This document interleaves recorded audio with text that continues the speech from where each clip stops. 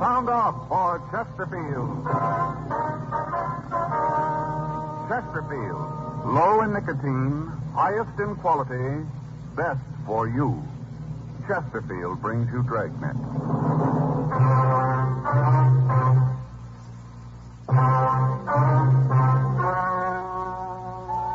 Ladies and gentlemen, the story you're about to hear is true. The names have been changed to protect the innocent.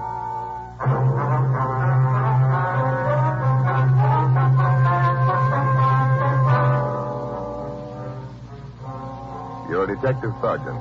You're assigned to auto theft detail. You get a call from the owner of a used car lot. He tells you he thinks he bought a stolen car. Your job, check it out.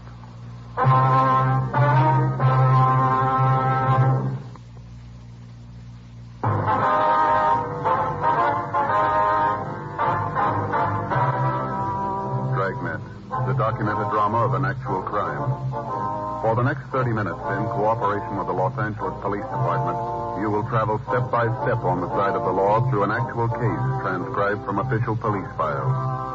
From beginning to end, from crime to punishment, Dragnet is the story of your police force in action.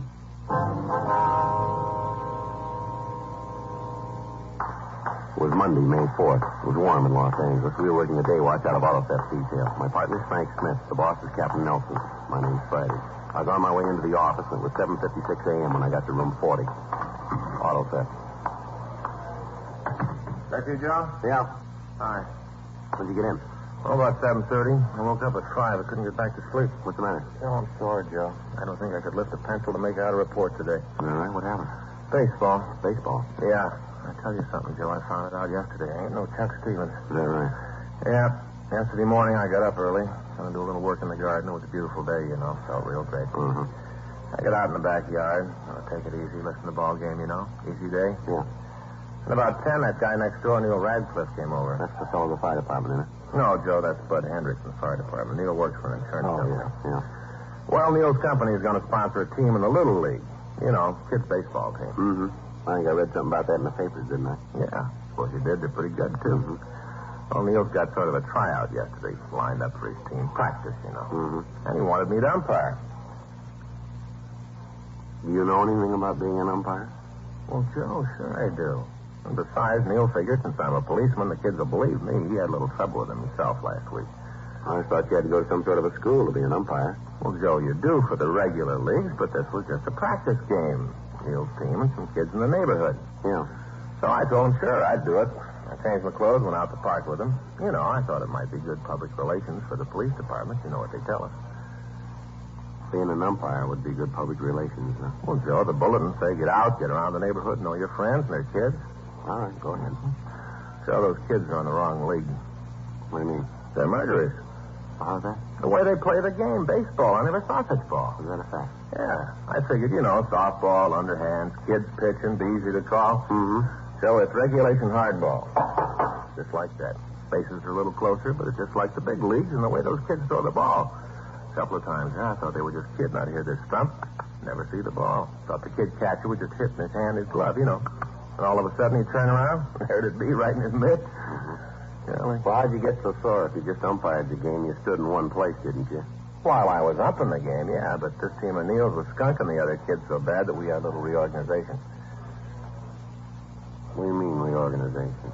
Well, the end of the second inning, the score was 14-2, and I thought that was a little unfair to the neighborhood kids. Being the umpire, you certainly had the right to think it was unfair. Well, I got out and I told them what I thought, so I decided to play first base for him. You what? I played first base for him. With all those kids? Sure. Fun. I played 5 straight innings. That's what I was just going to ask you. Yeah. Finally, I had to quit. Could hardly move. Didn't seem to make any difference where I was, Joe. Those kids weren't there. They just ran me ragged. Yeah, well, maybe you better take it a little easy today, huh? Would you like the day off? No, not the day off, Joe, but, you know, I'll take it easy. Faye rubbed liniment on my back all night. All over my arms and legs. Man, I'm sore. It even hurt to get dressed this morning. Well, what was the final score, anyway? Well, at the end of the second inning, it was 14-2 in favor of the Little Saints. You told me all that. Neil's team. 14-2. You got in the game and played. What did it end up with? You know, I didn't even get one hit. You didn't? No. 3 times the bat, didn't even get a hit. Yeah, well, that's too bad. What was the final score of the game? Did you hear me? The final score of the game? Oh. Not the original score, but after you played 5 innings, what was the score, the total? I was just curious to know. Yeah. 46-12. When I left. That was at the end of the 7th. The Little Saints were up when I left. That was the other team's favor. The team you weren't playing on. Joe, don't rub it in. The other team had run through their batting lineup twice. The way they were going, I think they were going to have to call the game on account of darkness. They'd been up for over an hour. Only 1 out. They sound pretty good. Well, they may sound pretty good to you, but they're murderers. You know, Joe, those kids grew up. There isn't going to be a ball club in the country that's going to have a chance to get them. I never saw anything like it. I'm sorry I missed being here to see you play. Yeah, I bet you are. It was pretty bad, Joe, really. Well, you'd never know it. Had me marked down for 10 errors when I left. Only 10. It wasn't 5 innings. I guess you got to be pretty bad to run up a score like that. Oh, I was. I was, Joe, though. I was pretty bad. I get it. Auto theft Friday. Yes, sir. Bill will be right out. Can you give me that name again, please? And that address. Fine. No, right away. Yes, sir. Friday. That's right. Right. Bye. What do you got? Well, I don't think you're going to get much rest today. There's a used car dealer out on Washington Boulevard. Yeah? He thinks he bought a stolen car.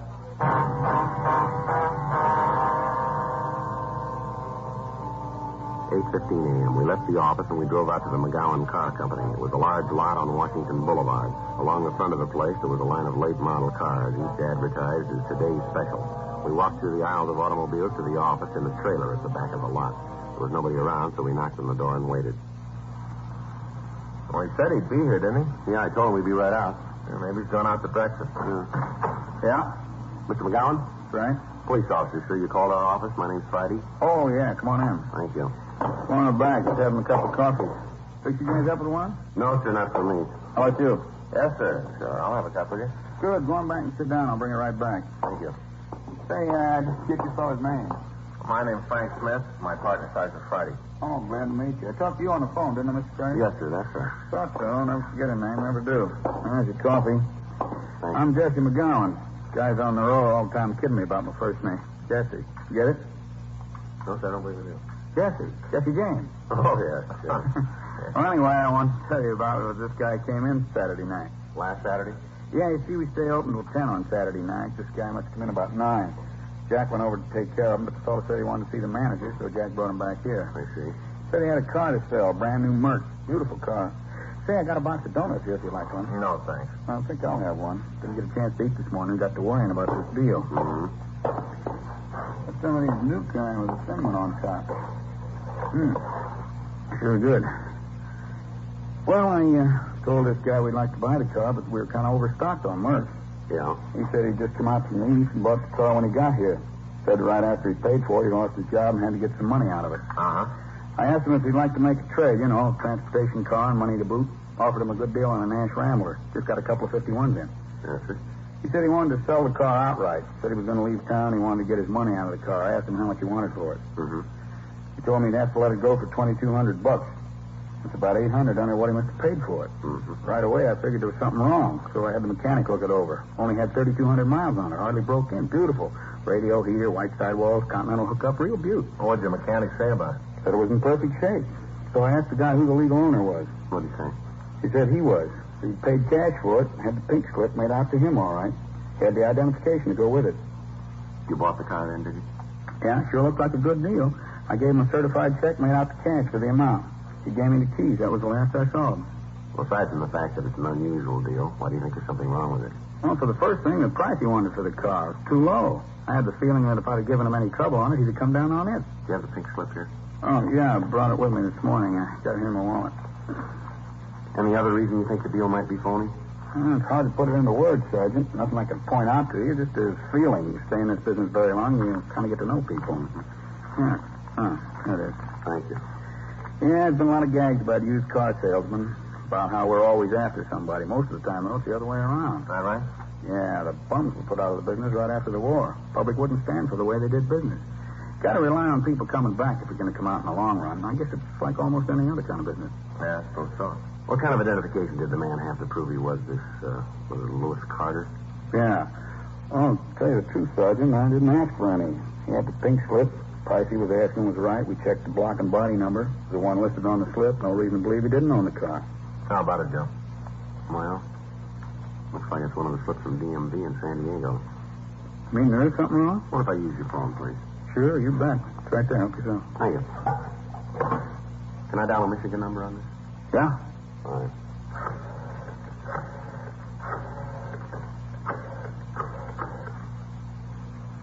$2507, please. Yeah, auto theft.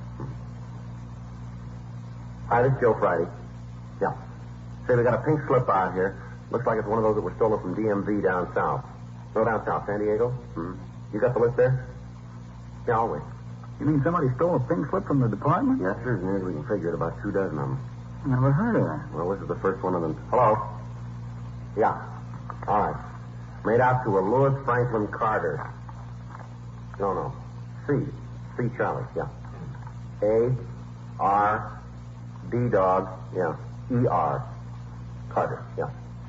Registration number is 660-, oh, 2 6s. 660-, 2 more 6s, 667. 660-667, that's right. Address, 4287 Ingram Street, Los Angeles. LA5. Engine number 585509. All right, I'm sorry. 58550925. That's it. Mercury, 8. Yeah. Well, that's what we figured. You got anything on the car? No, it was sold Saturday night. That's right. Yeah, there should be something out on it. Okay. Right. Thank you. How about it? The car stolen? No report yet, sir. I got to call the bank. Now, you said you gave the man a certified check. Yeah, I got to stop payment on it. Ain't going to be easy either. He can cash it any place. Sure looks like I'm on $2,200. Well, it isn't likely he's been able to cash it by this time, sir. Maybe not, but I'll give long odds that he's standing in line when the door's open. I better give him a call. Hope somebody's there. Well, it's just 8:25. Yeah. Probably a little early. Huh? Doesn't sound like anybody's there yet. Well, keep trying. I got to get that check. See what I mean? What's that?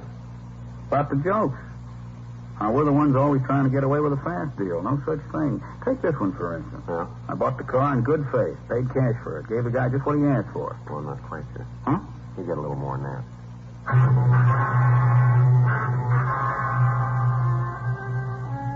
We got a complete description of the suspect, Lewis Carter. We put out a local and an APB on him, and then we asked Dean Bergman to come out and go over the car for fingerprints. The owner of the used car lot, Jesse McGowan, told us that the car had been washed and cleaned thoroughly, but he didn't think we'd be able to come up with any fingerprints. 9 a.m. We put in a call to the bank and asked them to stop payment on the check and to notify their branch officers to do the same. McGowan supplied the number of the check, and the information was gotten out to the other banks and check cashing agencies in the area. Bergman finished checking the car, and he told us that the only print that he'd been able to find was a partial thumbprint under the dashboard. We rolled the prints of the man who'd washed the car, along with those of McGowan and the other people on the lot who'd come in contact with the automobile. None of theirs matched. We checked with the office and told them that we'd check out the address listed on the pink slip. 9:37 a.m. We pulled up in front of 4287 Ingram Street. It was a large 2-story place that had been converted into a rooming house. There were several cars parked in the front yard. We went up to the front door and rang the bell. Want to try it again? Yeah? I didn't know there were any of those around anymore. Don't see many of them nowadays. What? What kind of doorbell? Oh, yeah. Yeah? I'd like to see Lewis Carter. I'm him. What do you want? Police officers. We'd like to talk to you. Cops? What do you want with me? Might be better if we talked inside. Huh? Inside? Oh, yeah. Come on in. I just got up. Here, one of you guys got a cigarette? Yeah. Thanks. How about a match? Here. Thanks. Well, what do you want to see me about? Something wrong? You own a 53 Mercury convertible? Yeah, why? You know where it is? should be out in front. Why? You leave the keys in your car when you park it? Once in a while I forget it, yeah. Look, I don't know if it's there now, though. Your car's been stolen, Mr. Carter. Huh? Your car's been stolen. Well, wait a minute. Yeah, you're right. Well, where is it? You got it back for me? Is it in the police garage? No, son, Fred, it's not that easy. It was sold Saturday night. Sold? Who to? A used car dealer out in Washington. Who owns the car, sir? Well, I do. Do you have the pink slip on it? No, I didn't get it back from the Department of Motor Vehicles yet. Why? Well, the man that sold the car had the pink slip with him. Well, I don't care if he did have it. The car doesn't belong to him. He had no right to sell it. When's the last time you saw your car? I guess it was Saturday afternoon. I came home early. I parked it out in front. Yeah, Saturday afternoon. How is it you didn't know the car was taken? Officer, you saw the front of this place. Must be half a dozen cars parked out there. The rumors, they use a yard. You didn't use the car over the weekend, then, is that it? Oh, no, I didn't. I got home Saturday afternoon, like I told you. I spent the whole weekend doing some painting in one of the upstairs rooms. It was vacant a long time. I figured maybe if I put a little paint on it, I might be able to rent it. Mm-hmm. See, my wife used to take care of the place. She and I had some trouble. She went back east to see her mother. Seems like the house went to pot after she left, and we're really going to have trouble when she comes back and sees this mess. How many people do you have living there? 9. Mm-hmm. I'd like to have you take a look at the description, see if any of them fit it. You figure it might be one of them? Well, we'd like you to check the description, if you would. Okay. No, I'm pretty sure it isn't one of them. None of them match this. Wonder if you can give us their names. Oh, sure I can. Well, why do you have to have it? Just routine. Oh, yeah. Well, I can give them to you, but I'm sure they are mixed up in it. Yeah, see. Thing I can't figure is how he got the pink slip. It was stolen, sir. From the state? Yes, sir. Last month, someone broke into their offices in San Diego and stole 24 registration slips. How much did you get for the car? $2,200.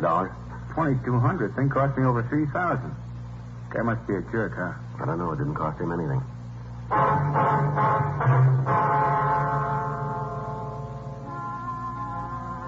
10:15 a.m. We went by the used car lot and picked up the owner. We took him down to the city hall and had him check the mug book. After going through the pictures, he was unable to give us an identification of the man who'd sold him the stolen automobile. We checked the names of the people who lived at Lewis Carter's house. One of them had a record of arrest on charges of violation of Section 4127A of the Los Angeles Municipal Code. He'd served a short term in the city jail and then he'd been released. His physical description, however, did not match that of the suspect we were looking for. 11:35 a.m. We had the used car dealer taken back to his lot, and Frank and I checked into the office. About the only thing we got working for us is a check. Yeah. Hope we get the word out in time. He gets his hands on that money, and he can go a long way. I guess. Call it that Friday. Yes, sir. Yes, sir, we did. Uh-huh. Right. That's right. Be there as soon as we can make it. Right. Bye. Well, he isn't going far. What do you mean? He's at the bank now.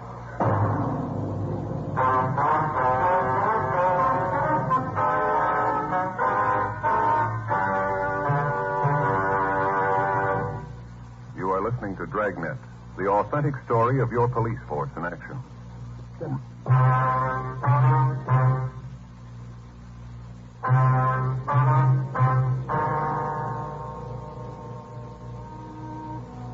We'd gotten a call from a branch office at the bank that the check had been drawn on. At 11:30 a.m. that morning, a man had walked into the bank and presented a check for the amount of $2,200 drawn on the account of Jesse McGowan.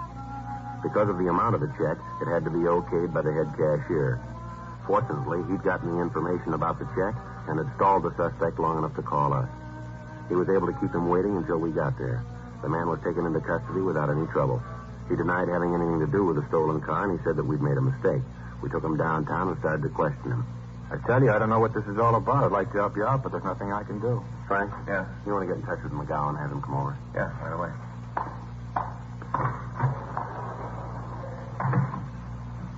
So you want to tell me again when you got that check? It was against the law to have a check. I'd like to know where you got this one. I won it. Where?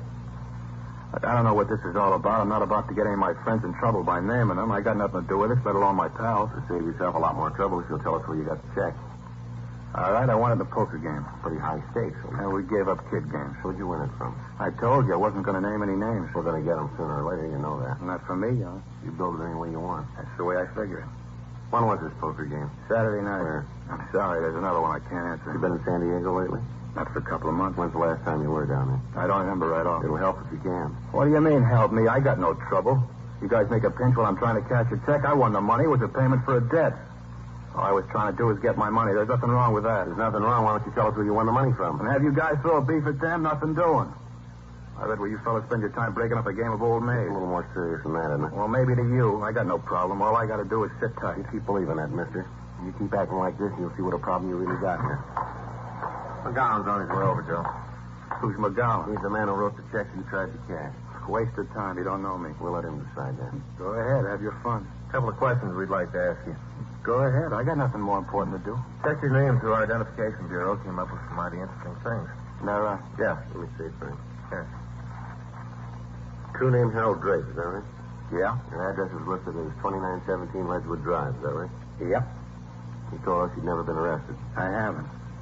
Let's take a look at the picture. You got the room rigged for moving. I'm going to tell you something, Drake. You mark it down, you remember it. The sooner you stop playing footsie with us, the better it's going to be for you, understand? When do you bring out the rubber hose? I went out with the story you're trying to hand us. Here's the picture. Mm-hmm. Yeah, the guy looks a lot like me. Didn't know any better. You might think we were twins. Yeah, if you didn't know better. But we do, huh? Oh, come off it, Drake, will you? We got you nailed and you know it. You want to sit there and dream up these fairy tales? That's up to you, but we got a job to do. We know you'll stand for this, and so do you. Now, why don't you save us both a lot of trouble and cop out? Look, I'd like to do it, Sergeant. No lie, I really would. But I can't cop out to something I had nothing to do with. All right. Start all over again. Where did you get the check? A guy gave it to me to pay off a poker You debt. going to tell us who the guy is? No. I think it's time to stop playing games. Now, let's get down to what we got on the books here. You claim you've never been arrested. We got a package on you here that shows 3 arrests and 2 convictions. On a guy that looks like me. Let's go down the hall and roll your prints. That'll clean it up, won't I'm it? for that. Now, go on. Tell me the rest of the fairy tale. I'll lay it out for you in 1-syllable words. That'll make it easy for you. You broke into the offices of DMV down in San Diego on February 28th. Yeah, day goes nice in February. Somebody's going to write a song about it sometime. You stole 26 pink slips, ready for mailing to the owners. You must mean somebody else. Now, that smile's going to come off your face, Drake, when McGowan walks in. Look, I don't know who Mr. McGowan is, but I'll be happy to meet him. Now, tell me, what did I do after I stole the pink slip? You got the address of Lewis Carter. Then you went to his home on Saturday night and you stole his car. You drove it down to McGowan's used car lot, and with a pink slip, you sold it to him for $2,200. I was busy that night, wasn't I? What are you trying to prove with all this talk, Drake? You trying to make it rough on yourself? Is that what you want? I'm not trying to do anything. All I'm doing is trying to go along with you guys. I'll check and see if McGowan's here. All right.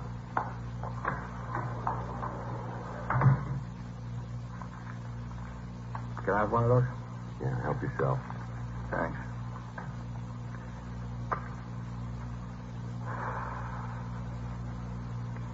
You know, I wouldn't have your job for all the money in the world. All right.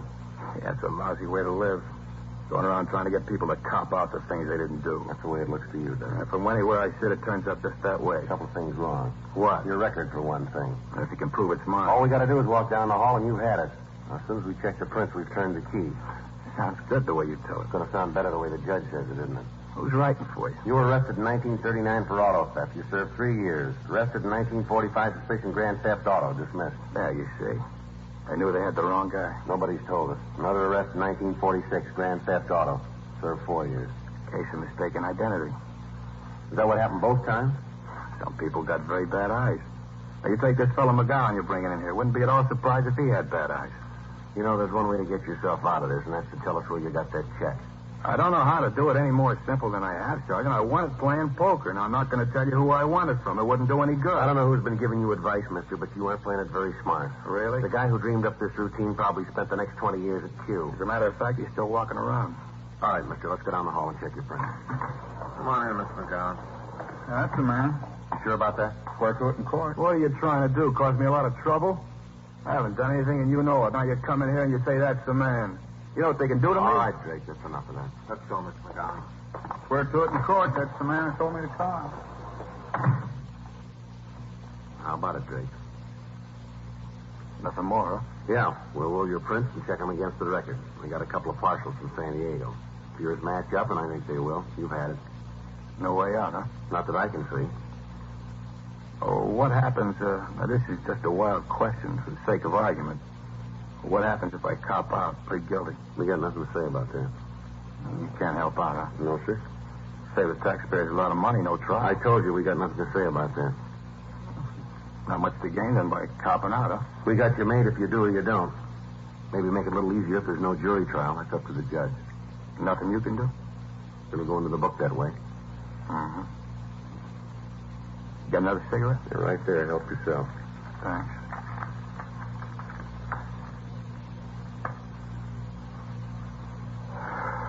All right, let's go. Might as well get the prints and finish this thing up. Come on, Greg, get up. No hurry. Let me finish the cigarette. Sid, come on, we got other things to do. Well, so have I. What? 1 to 10 years. The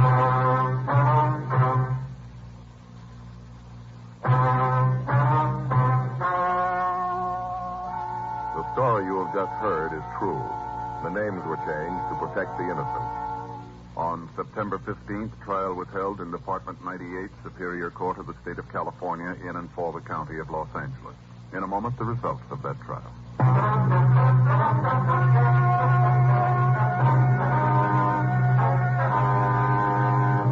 Harold Alex Drake was tried and convicted of grand theft auto 3 counts and was sentenced as prescribed by law. Grand theft auto is punishable by imprisonment in the state penitentiary for a period of from 1 to 10 years. A hold was placed on the suspect by San Diego County for prosecution on the burglary charge.